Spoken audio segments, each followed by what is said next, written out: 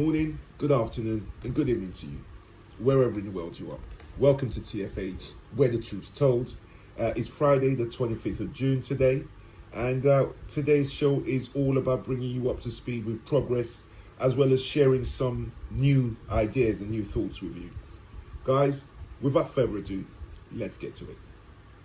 I want to start today, firstly, by letting you guys know that since the George Floyd situation, a law has been passed in the House of Representatives. If you're in the UK, just like we've got the House of Lords and the House of Commons, in America you've got the Senate and you've got the House of Reps, okay? In the House of Reps, the Democrats, the good guys, control that. In the Senate, Trump's party, the Republicans, the bad guys control that. So the bill's been passed in the lower house, and again, they got a similar idea. Even though I came out with my race offenders register first, what they've got is a police, sort of like a police offenders registry, which takes care of dodgy police officers getting fired from one county or one state and being able to work again in another state or even another county in the same state. But however, my race offenders register covers the whole public, the press, people like Tommy Robinson, people like Kate Hopkins, spewing racist stuff. They can get put on charge. Those who keep the racism flame going, mine takes care of, as well as those who spew racist stuff on the bus and the train and everything else. So take a look at the law that's just been passed in the United States. Police reform bill 1 month after the death of George Floyd. The legislation has provisions to reform qualified immunity for law enforcement. It bans chokehold, establish a national registry to track police misconduct, and prohibits no-knock warrants in federal drug cases. This bill is not expected to be taken up in the Republican-led Senate. One day earlier, Senate Democrats blocked the Republican Senate police reform bill. And this morning, it appears unlikely that either side is willing to compromise on the issue before the November election. Dixie from their name, they'll call themselves the Chicks, shedding the word Dixie, which is associated with the Civil War era South. They've also just put out a new music video for this moment called March, March. This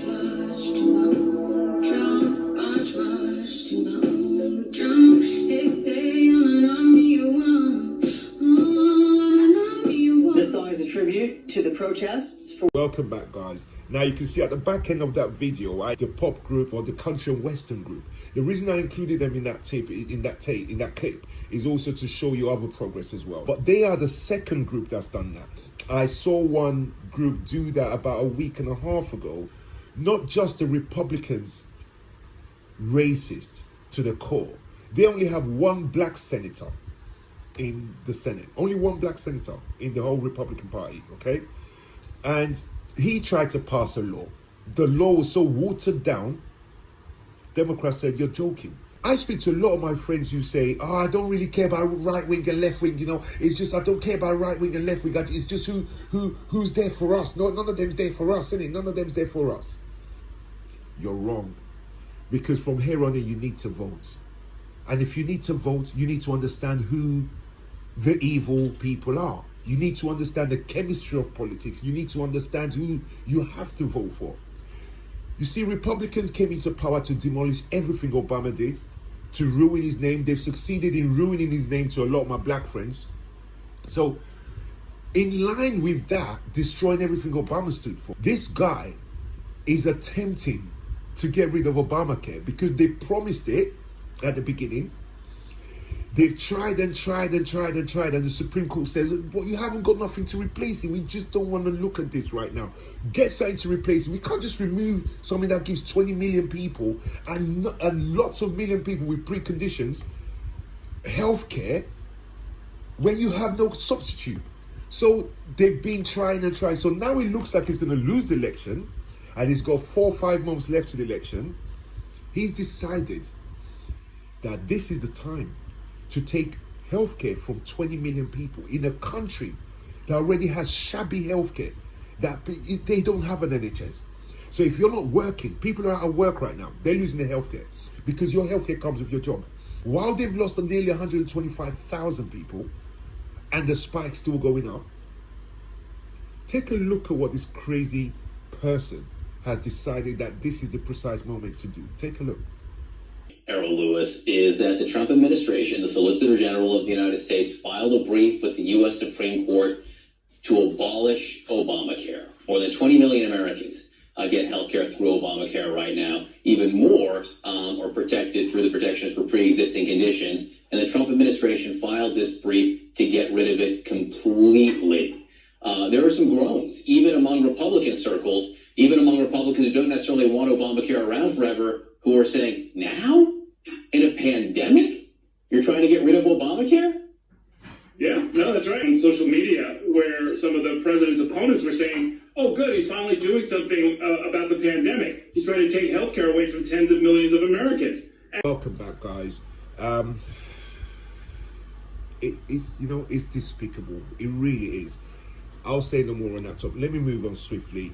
I brought you guys a video of Jane Elliott, the educator, the white lady. I really, really respect that lady. Okay, I've got a series of clips from one video, but it's broken up into four pieces that pushes further something that I've spoken to a few people but haven't made public. The reason I haven't made it public is that, you see, with the system, with these people in power, is we've got the same kind of nutcases over there in power. They're right-wing governments, yeah? On agendas. Once they got an agenda, they really don't care who dies in their pursuit of that agenda. And that's the color coding. People, I believe it's time that we stop the color coding. I am not black. This is black. That's black. I'm not black. Okay? And this is white, and white people are not white. I believe it's time that we look at color coding. Why? Because there is a lot, if we're trying to change the psyche for good forever, then we have to also look at things that still have a connotation, a meaning of not so great. You know, I know we have nightlife and people like nightlife, but everyone prefers daytime to night, don't they? Everyone prefers the sun to the moon. And I put to you guys that if we, over the years, can stop calling black people Negroes, then we can stop calling them blacks. If we can stop calling Americans between my sort of late 20s to now, and I'm 52 now, so in the last sort of 25 years, maybe, or less even, I'll say maybe in the last 20 years, right? We have had the Americans go from Black American, what I grew up calling them, to African Americans. So much so that even when you hear the racists phone the police, they say an African American is it. They don't say nothing other than that now. We've managed to change it. And that change is as follows. I believe from now on we call all blacks Tropicans. Because if you're black, you came from the tropics originally. Whether you were stolen by slavery or you emigrated, you came from the tropics. So I believe all blacks should be called Tropicans from here on in. It has no connotation. It has no negative meaning to it. Tropicans from here on in. I believe whites should be called Europeans. Whether they're American, Australian, New Zealanders, or wherever they are. South Africa. Stop calling them whites. We call them Europeans because that's where you all came from. And I believe Asians, okay, should be the Chinese, Japanese, the Thai people, and that South Koreans, North Koreans, that race of people, the Chinese-looking race of people, I believe should be called Asians. And I believe Indians should include India, Pakistanis, American Indians, and anywhere else that there are Indian-looking people, okay? They should be called Indians. And then I believe the last one is Hispanics, which takes in all South Americans, whether you're Brazilian. In my world, this is how it should be from here on in. All Blacks-Tropicans, all whites Europeans, all Asians are Chinese and the likes, and all Indians are all Indians no matter what part of the world you live in. And then the fifth is Hispanics, which is all South Americans, Puerto Ricans, and that group of people. I believe that this is something that we should start working towards. Because once the laws are put in place to get rid of racism, but you still have the negative black, white, he's black, he's brown, he's white. Let's get rid of that, because that, it will be the last block, okay, of negative racism left if we don't do that. And this is for you, my white brothers and sisters. Listen to Jane Elliott and listen to how she phrases racism as a whole. Take a look at the first part of this video. Racist. Can you expound on that, please? Any white person who was born, raised, and schooled in the United States of America, if you aren't a racist, you're a miracle. Either that, or you decided to educate yourself. Because education in this country is about white is right, brown's all right, black's got to stand back. Yellow's mellow, but white's... Welcome back.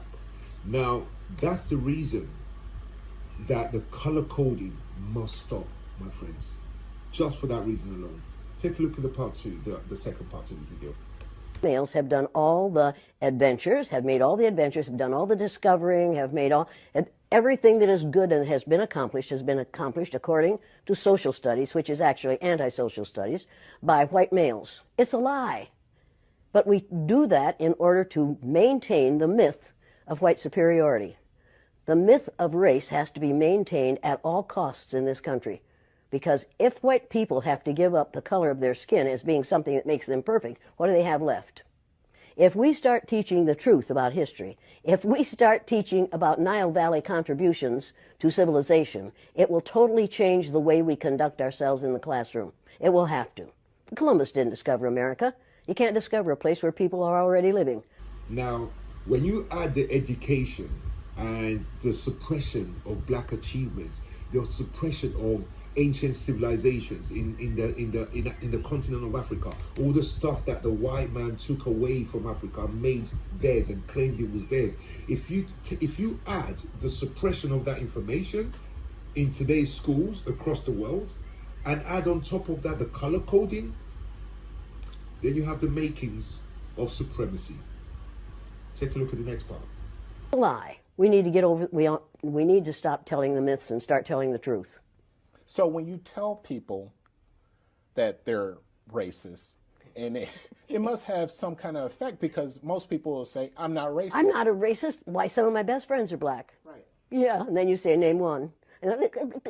Or this one, I don't see color. And when some woman says to me, I don't see color, I say, I knew that. If you saw color, you wouldn't dye your hair that way. And until people in this country and people in this world get it into their heads that the first modern human beings that evolved on this earth were black women. They evolved in sub-Saharan Africa about 280,000 years ago, and every human being on the face of the earth today has the memory of those black women's genetic structure in their genes. Now, we don't want to admit that, but that's the way it is. And as people moved farther and farther from the equator, their bodies produced less and less melanin, so their hair, their skin, and their eyes got lighter as they moved. Welcome back, guys. As I say, if you can, I know it's hard for white people to imagine that they came from Africa. Try and tell a white Burnley racist supporter who put White Lives Matter, okay, when players were kneeling, and try and tell him that his wife, his wife's ancestors came from Africa, and he will not believe you. So guys, take a look at the fourth part of this video. Later, as they moved into the east, they ate a lot of fish and a lot of vegetables, so their skin took on a different tone. I found that out when I was raising little kids. My husband worked in a supermarket. He was the head of the produce department, and they had lots of oranges that they couldn't sell. He'd bring them home, and I was feeding my kids orange juice like you never saw in your life. They began to have an orange cast to their skin. I thought they had a liver problem. So I took him to the doctor, and she said, what are you feeding these kids? I said, well, lots of orange juice. She said, stop it if you want them to stop being orange. Now, if you think that skin color isn't anything other than the body's natural reaction to the natural environment, get over it. So, if all white people are racist, according to you, can they be reprogrammed? Of course they can. Of course they can. Of How? course they can be. Guys, now that's the last part of the video, and this is the end of the show now. Can we reprogram people? Yes, we can. We reprogram people on seatbelts. by putting laws in place because talking didn't work. We reprogrammed people from picking up their dog's poo in parks. I remember that. That was only a few years ago. When I was growing up, you had poo everywhere, and then a campaign started through television and other means, and then fines got put in place, and then people changed their behavior. But just for those hard nuts to reprogram, we need laws, my friends. We need laws. So guys, that's the end of today's video. Hope you enjoyed it. If you did, please subscribe and get a message out there, and share. Until next week, I'll see you guys soon. And make sure you're at the protests over the weekend. Thanks. Bye-bye.